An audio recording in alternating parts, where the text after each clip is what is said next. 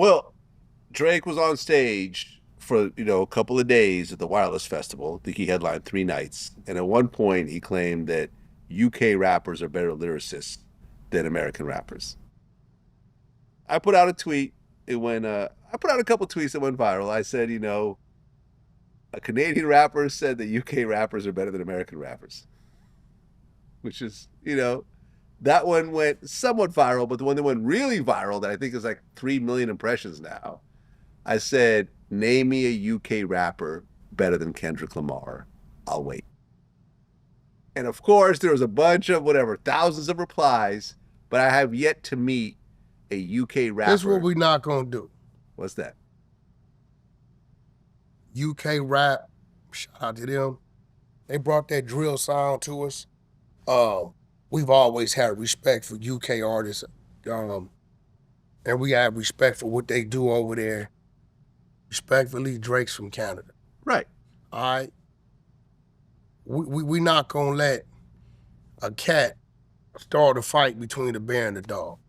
Everybody gonna be where they gonna be, Yeah. especially when the place you talking about kind of just defeated you.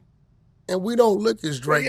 I think Drake is mad at American rappers. Yeah, that's why he's trying to create that division. Because all the American rappers didn't help him gang up against Kendrick. True. And I'm going to be real. We don't look at Drake as a Canadian rapper. We know he's from Canada. We kind of look at Drake as a worldly rapper that came from the upbringing roots of Young Money, Cash Money, right? Nothing in Canada could have did for him what Young Money, Cash Money did for him, Absolutely right? not. So at the end of the day, what we not gonna do is the U.S. is not gonna say, fuck the UK rappers. Salute to the UK rappers. Salute to the UK podcasters. Salute to my man Trap Lord Ross. And we gonna keep our situation healthy. And let's continue to do some music. Start doing more music together. Let's do some collabs, because that's just crazy. Because I've never heard a UK rapper say, we're better than you guys in the States. And I never heard a rapper in the States say, we're better than you guys in the UK. Two total different dialects, two total different styles of production. Everything's totally different. And when it comes together, I think it's great. So I think we should kind of leave that right there. Well, I'm going to say this. And this is someone who's a fan of both American rap and UK rap. At one point, I did a whole run, through the UK where I interviewed Giggs and Mist and a bunch of other, really, big rappers over there. I will say this, and this is coming from an honest place. I know people will get mad at me when I say this. Although it's called UK rap, I really don't look at it as the same genre as American rap. Once you really, use the accents and the style, the way the accents are used, the way the beats are set up, I feel like UK rap is its own genre. Although it has the word rap in it and they're not singing, I think it's all bunched into one. But honestly, I have never heard a really great song, like a timeless classic song, with an American rapper and a UK rapper on the same song.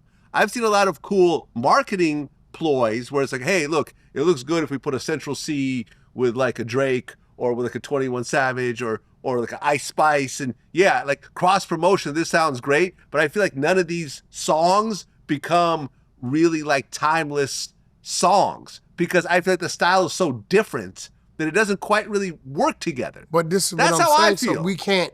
That's how I feel. That's why we can't. That's my point. They're great and good at what they do from where they're at. This is not me downing because I think that they have their own fan bases, their own style, their own music, and it's dope. I like to listen to it because I like to try to figure out what the hell they're saying. It takes me like 3-4 times to listen to it, but the production be live. Production is cool. They do their thing, right? Central C is nice at what he does. Giggs is dope. Like there's a bunch of dudes who I fuck with out there. Right? But I like the music, but I feel it's different. It's kind of like Afrobeat and, let's say, dancehall. There are some similarities, but Afrobeat is its own thing. Jamaican dancehall, reggae is its own thing. It's I don't know, man. Like, I feel like it gets bunched together because they're not singing. And now everyone wants to collab and so forth. But I'm saying, like, these collabs, they don't sound that great together. Conscience, dancehall, right? Conscious is dancehall. He got a hot album out right now. Okay. My boy Conscious is dancehall. He got some, but I think he was number one on the roster of the Jamaican charts a couple weeks ago when he came out.